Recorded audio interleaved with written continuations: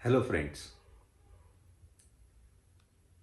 आज मैं कुछ अपने नर्सिंग सहकर्मियों के विकास के बारे में इस वीडियो के माध्यम से बात कर रहा हूँ।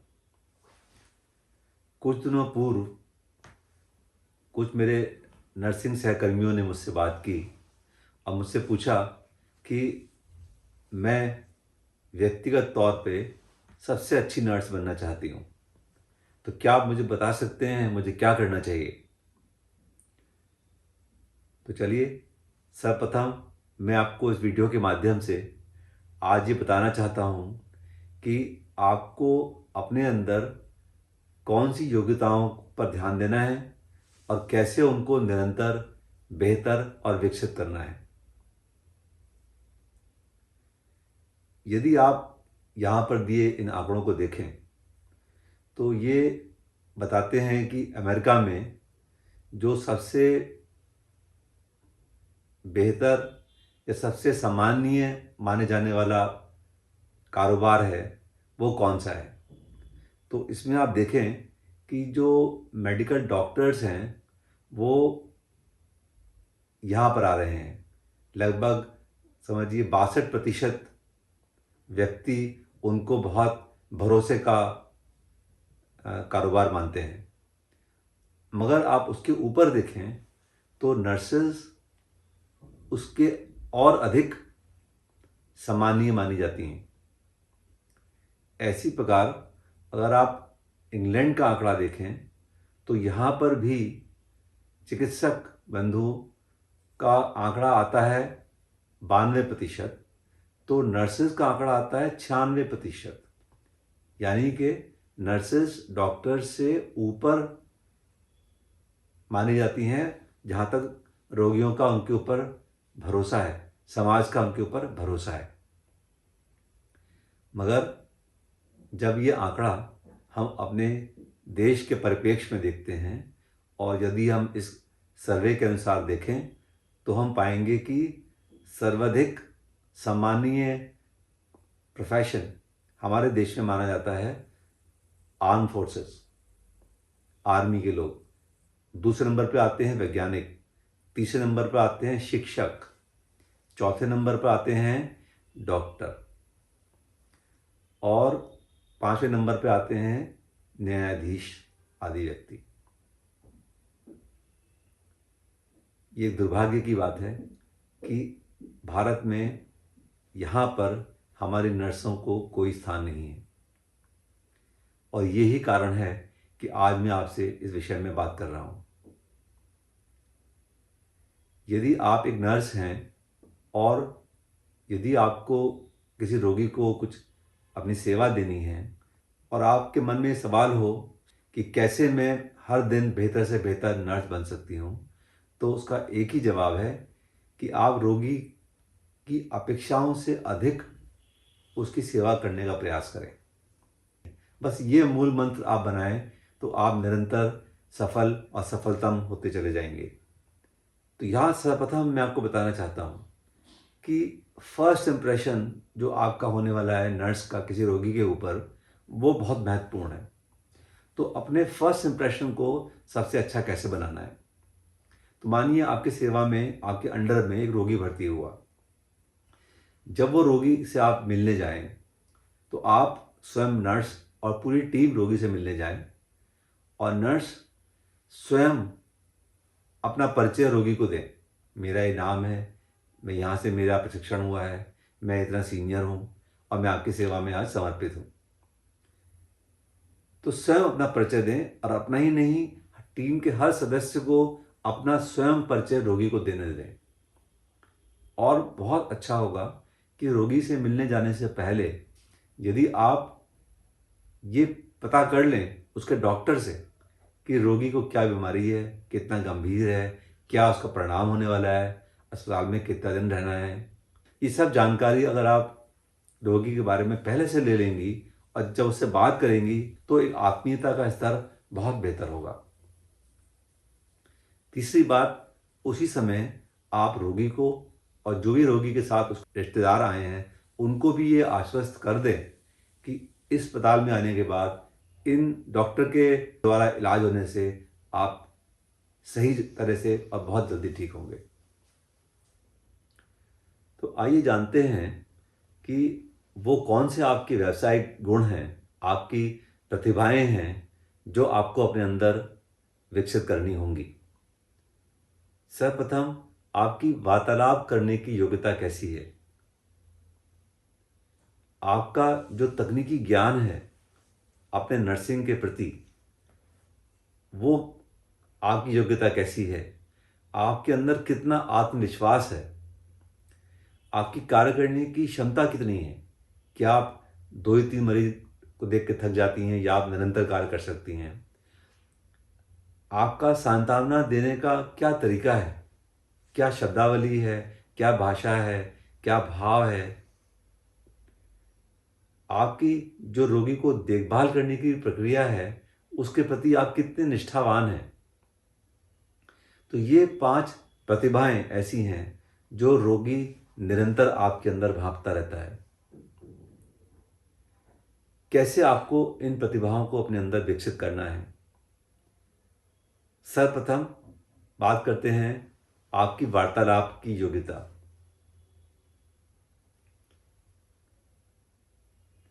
सबसे पहले एक बेहतर सुनने वाला इंसान बनना चाहिए। जब आप किसी रोगी से बात करें तो हर व्यक्ति अपने कानों द्वारा ही सुनता है, आप भी सुनते हैं। मगर एक नर्स को रोगी की भाव भंगिमा देख के, चेहरा देख के, उसको सब कुछ ऊपर से देख के ही आंखों द्वारा सुनने की प्रवृत्ति विकसित करनी चाहिए। और जिस समय आप रोगी से उसकी बात सुन रहे हों तो ऐसा लगना चाहिए कि जैसे आप पूरे ध्यान से, पूरी सचेतना के साथ आप रोगी की बात सुन रहे हैं और आंख से आंख मिलाकर रोगी से बात करनी चाहिए। ऐसा नहीं कि रोगी अपनी बात कह रहा है और आपका ध्यान उस ओर नहीं है। जब आप रोगी की बात सुन रही हो तो आपके चेहरे से, आपके भाव से लगना चाहिए कि आप रोगी को समझने का प्रयास कर रहे हैं या कर रही हैं। उसकी बीमारी कैसी है वो आपको समझना है और साथ ही साथ ये भी समझना है कि रोगी की मनोदशा कैसी है अपने रोग को लेके। इस पूरी समझने की प्रक्रिया में आपको एक सहानुभूतिपूर्वक अपना व्यवहार रखना है। फिर जब आप रोगी को सुन लें, समझ लें और फिर अब आपकी बारी आई कुछ कहने की, तो जब आप बोले रोगी से, तो जब भी आप भाषा इस्तेमाल कर रहे हैं वो आपका भाषा एक बहुत सरल होनी चाहिए, उसके समझ में आने वाली होनी चाहिए। और साथ ही साथ ध्यान रखें कि जो आपकी मुंह से बोली भाषा है उसके अतिरिक्त एक और भाषा है जो आपके शरीर के अंग दर्शाते हैं, इसको हम लोग कहते हैं बॉडी लैंग्वेज। आपकी बॉडी लैंग्वेज रोगी निरंतर देख रहा है और कहीं उसको देख के ऐसा नहीं लगना चाहिए कि आप उसके प्रति तिरस्कार की भावना रखती हैं, उसको छोटा समझती हैं, उससे नाराज़ हैं। आपका बोलने का और आपकी जो शारीरिक भाषा है, ये दोनों ही भाषाएं आत्मविश्वासपूर्ण होनी चाहिए। दूसरी प्रतिभा है आपकी कार्य करने की क्षमता। और जिस समय आप कार्य कर रहे हों, आपके हर कदम पर एक आत्मविश्वास झलकना चाहिए। जब मैं किसी की कार्य क्षमता की बात करता हूँ और यहाँ नर्स के संदर्भ में लें, तो सर्वप्रथम आपके मन में आएगा कि आपकी प्रोफेशनल योग्यता कैसी है। ये बात सच है कि आपको अपने सब्जेक्ट के विषय में एक पूरा किताबी ज्ञान होना चाहिए, मगर नर्स के लिए तकनीकी ज्ञान होना बहुत ज़रूरी है। यहाँ पर जैसे मान लो एक उदाहरण लें, कैथेटर लगाना। तो आप ये जानते हैं कैथेटर कितने प्रकार के होते हैं, कितने साइज़ के होते हैं, किस तरह के बने होते हैं, कितने पैसे के होते हैं। तो ये सब उस कैथेटर के बारे में ज्ञान है, आपकी जानकारी है। मगर जब आप वो कैथेटर रोगी में लगाने जा रहे हैं और उसको लगाने की प्रक्रिया कैसी है, कितना आपका लगाने का तरीका रोगी को अच्छा लगता है, उसको हम लोग कहते हैं तकनीकी ज्ञान। तो आपको दोनों तरह के ज्ञानों में निपुण होना है। मगर आपका अस्पताल है जहाँ आप कार्य कर रहे हैं, वहाँ पे जितने भी व्यक्ति उस रोगी को सेवा देने वाले हैं या रोगी के संपर्क में आने वाले हैं, उन सब के विषय में रोगी आपसे पूछ सकता है। जैसे कि वो आपसे पूछ सकता है प्रशासन के बारे में, हॉस्पिटल का एडमिनिस्ट्रेशन कौन देखता है, यहाँ के इंचार्ज कौन है, कब आते हैं, कब जाते हैं, किस समय राउंड लेते हैं, आपको पता होना चाहिए। डॉक्टर के बारे में पूछ सकता है, क्या उस डॉक्टर जिसके अंडर वो भर्ती है, क्या उसकी योग्यता है, कितना उसका अनुभव है, कौन से ऑपरेशन बेहतर करते हैं, पहले कहाँ काम कर चुके हैं। ये आपको उस डॉक्टर के बारे में पूरी सही सही जानकारी होनी चाहिए, और रोगी पूछे तो आप बेहिचक उसे बताएं। और देखिए, जहाँ तक आपके व्यक्तिगत आत्मविश्वास योग्यता का संदर्भ है, तो ये सब आपकी जो परिवार में आपके माता पिता द्वारा, भाई बहनों द्वारा जो आपकी देखभाल हुई, उस पर बहुत निर्भर करता है। उससे आपका आत्मविश्वास की जड़ें बनती हैं। फिर जब आप स्कूल में पढ़ने जाते हैं, तो शिक्षा का स्तर क्या रहा आपका, आपके स्कूल में, शिक्षण संस्थान में किस प्रकार से आपको अध्यापक मिले, कैसे आपकी वहाँ पर ट्रेनिंग हुई, क्या आपने एक्स्ट्रा करिकुलर एक्टिविटी सीखी, उन सब से आपका आत्मविश्वास का लेवल बढ़ता है। अगर आपको सौभाग्य से एक अच्छे माता पिता मिले, अच्छा परिवार मिला, अच्छा स्कूल मिला, तो ये बहुत सौभाग्य की बात है।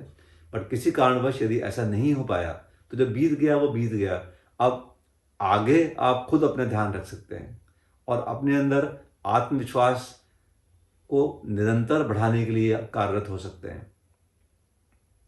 आपको कोशिश करना है कि आपका आत्मविश्वास विकसित हो। अगली योग्यता आपकी आती है देखभाल करने की, और सांत्वना देते समय आपकी कितनी निष्ठा है आपके अपने इस कार्य के प्रति। जब भी आप किसी रोगी को उसकी व्यक्तिगत देखभाल कर रही हैं, तो आप उसे थोड़ा बात कर सकते हैं और एक सांत्वनापूर्वक व्यवहार रखने की प्रयास करें। आप रोगी के बारे में, क्या उसको बीमारी हुई थी, क्या तकलीफ हो रही थी पहले, क्या उसकी पारिवारिक पृष्ठभूमि है, क्या उसकी सामाजिक पृष्ठभूमि है,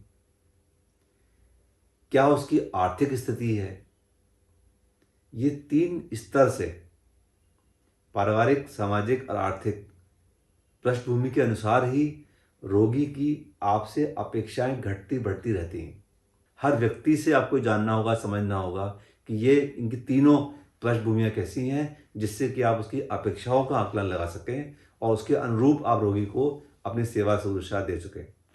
साथ ही साथ आप ये भी जानें कि रोगी के अस्पताल के प्रति, डॉक्टर के प्रति, नर्सिंग केयर के प्रति पहले कैसे अनुभव हुए हैं। कभी कभी कुछ रोगियों को कटु अनुभव होते हैं, कुछ रोगियों को अच्छे अनुभव होते हैं। वो उन्हीं के आधार पर आपसे दो चार होते हैं।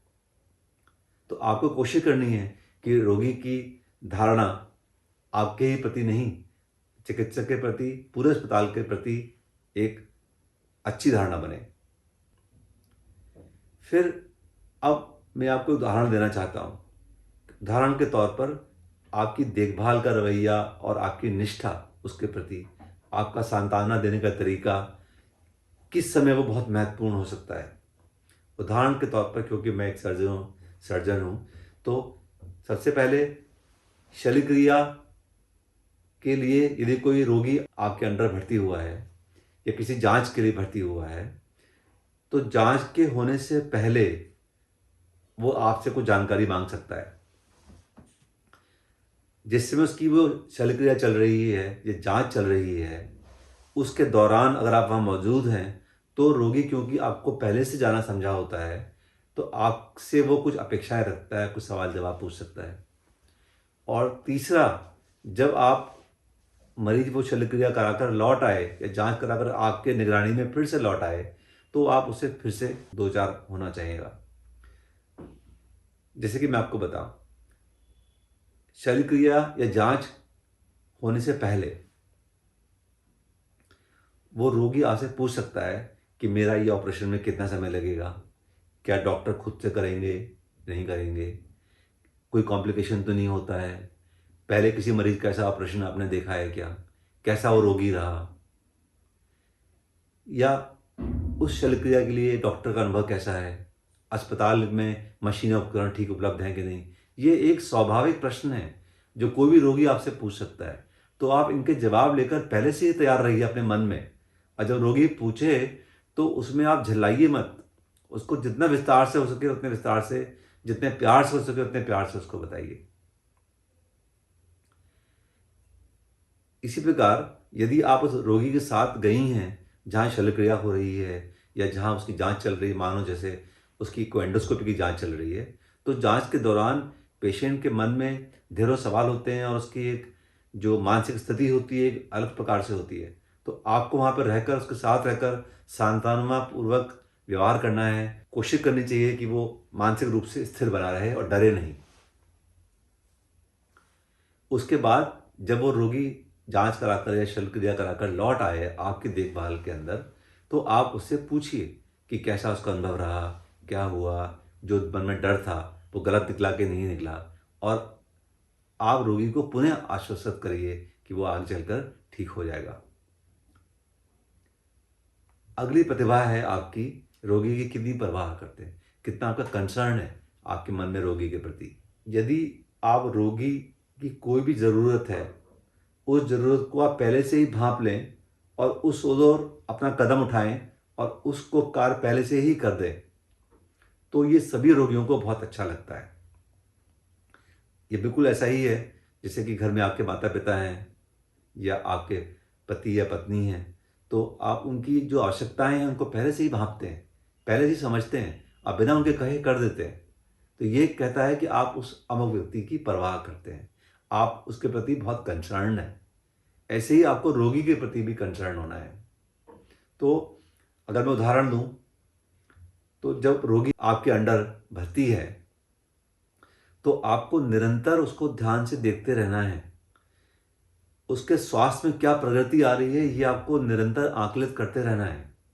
ऐसा नहीं होना चाहिए कि रोगी कहे सिस्टर मेरा ब्लड प्रेशर कितना है, सिस्टर मेरा बुखार कितना है, सिस्टर मेरा पल्स रेट कैसा चल रहा है, मेरे टाँके ठीक से भर रहे हैं कि नहीं भर रहे हैं, मेरे जो यूरिन आ रही है इसकी मात्रा ठीक आ रही है कि नहीं आ रही है। रोगी अपने बारे में परेशान है इसलिए वो उन चीज़ों को आपसे पूछ सकता है, मगर रोगी की स्थिति के बारे में आपको ध्यान रखना है। तो रोगी नहीं पूछे ऐसा होना चाहिए, आप खुद ही समय समय पर उसके पल्स देखते रहिए। आज समय समय पर उसके सारे ही मेडिकल पैरामीटर्स देखते रहिए। इसके अतिरिक्त आप ध्यान रखें कि रोगी की कौन सी जांचें हो रही हैं, और अगर जांच हो गई तो उसकी रिपोर्ट आ गई कि नहीं आ गई। जैसे ही रोगी की जांच जाती है, रोगी उसका परिणाम जानने के लिए बहुत उत्सुक होता है, बार बार आपसे पूछ सकता है। तो आप ही ये ऐसा रवैया दिखाइए, फ़ोन कर कर, टेलीफोन पे बात करके, मैसेज करके रोगी के सामने, रोगी देखे कि आप पूरा कोशिश कर रही हैं कि उसकी रिपोर्ट जल्दी से जल्दी आ जाए और पता चले। ऐसे ही उसकी दवाइयों के विषय में रोगी को बहुत से प्रश्न होते हैं, बहुत सी चिंताएं होती हैं, बहुत से डर होते हैं, जो कई बार वो आपसे व्यक्त करते हैं, कई बार नहीं आपसे व्यक्त करते हैं। आप रोगी के सामने ऐसा प्रदर्शित करिए कि आप भी उतना ही चिंतित हैं। जैसे किसी डॉक्टर ने कोई दवा लिखी, तो डॉक्टर को बताइए कि मेरा मरीज इन दवाओं के प्रति एलर्जिक है, मेरा मरीज इन दवाओं को अच्छा नहीं समझता है, कितनी डोज लिखी है, सही लिखी है कि नहीं लिखी है। आप डॉक्टर से प्रश्न करिए रोगी के सम्मुख, तो रोगी आपके बारे में एक बहुत अच्छी विचारधारणा रखेगा कि ये नर्स मेरे प्रति बहुत मेरा ध्यान रखती है और मेरे सारे प्रश्न खुद ही पूछ रही है। ऐसे ही जो भी व्यक्ति उस रोगी की देखभाल करने जा रहे हैं, रोगी का दैनिक कार्य करते हैं, जैसे कि उसका बिस्तर बदलना, उसकी पोशाक बदलना, उसकी सफाई करना, एनिमा लगाना, इंजेक्शन लगाना, व्यक्तिगत स्वच्छता करना, जो जो अमुक अमुक अमुक व्यक्ति आते हैं और रोगी का कार्य करते हैं, आप स्वयं खड़े होकर अपने सामने उस काम को कराइए और बोलिए नहीं, उसको बताइए उस कार्य करने वाले व्यक्ति को कि इस कार्य को इस तरह से करना है, इस तरह से नहीं करना है। यदि आप ऐसा करेंगी रोगी के सम्मुख, तो रोगी की निगाहों में आपका सम्मान भी बहुत अधिक होगा। तो ये सारे गुण और ये सारी प्रतिभाएं जिनके बारे में मैंने आपसे चर्चा करी, ये 5 गुण, आपकी वार्तालाप योग्यता, आपकी देखभाल हेतु निष्ठा, आपकी व्यक्तिगत योग्यता, आत्मविश्वास, सांत्वना देने का तरीका और कार्य करने की क्षमता, ये पांचों गुण आपके अंदर उत्कृष्ट कोटि के होने चाहिए और आपको अपने अंदर इनको निरंतर बढ़ाने के बारे में सोचना चाहिए। 3 आयाम हैं इसमें। पहला कि आपको उस पर्टिकुलर विषय के बारे में ज्ञान कैसा है, इन्फॉर्मेशन कितनी है, नॉलेज कितनी है। दूसरा, जब आप उस कार्य को करने चलते हैं तो कितना आपका स्किल है, कौशल कैसा है उस कार्य को करने का। और तीसरा, उस कार्य के करते समय आपका एटीट्यूड, आपका नज़रिया कैसा है। क्या वो सब कार्य, वो सारा आपका ज्ञान, सारी आपका कौशल रोगी पे जब इस्तेमाल हो रहा है तो किस रवैये के साथ रोगी के प्रति इस्तेमाल हो रहा है। तो ये तीनों चीज़ें आपको समझनी हैं। और मैं ये मानता हूँ कि आज जिस भी स्तर पर आप पहुँचे हैं नर्स के तौर पर, आपका सम्मान है, तो वो सारी चीज़ें आपकी आपके पूर्व अनुभव पे आधारित हैं। और आज जब आप जिस भी अस्पताल में कार्य कर रहे हैं, हमारे अस्पताल में कार्य कर रहे हैं, तो जो भी आप दिन प्रतिदिन आपके अनुभव होते हैं, उनसे आप प्रतिदिन निखर रहे हैं। अपने को स्वयं निखारने के प्रति कार्यरत रहिए। और आपको चाहिए कि आपके जो भी वरिष्ठ साथी आपके साथ कार्य करते हैं, जो भी सहकर्मी आपके साथ कार्य करते हैं, उनके अनुभवों से सीखें, उनसे पूछें, उनसे जानें, उनसे वार्तालाप करें, टेक्निकल चीज़ें उनसे पूछें, रोज़ाना पूछें। और साथ ही साथ अगर वो व्यक्तियों से आप बात नहीं कर पाते हैं, तो आज के परिप्रेक्ष्य में आप इंटरनेट और सोशल मीडिया जैसे कि गूगल से, यूट्यूब से, चैट जीपीटी से, इन पे जब चाहें तब खाली समय मिलता है, डाल के जानें और अपनी योग्यताएँ इन पाँचों क्षेत्र में, इन तीनों आयामों को ध्यान रखते हुए आप निरंतर बढ़ाएँ।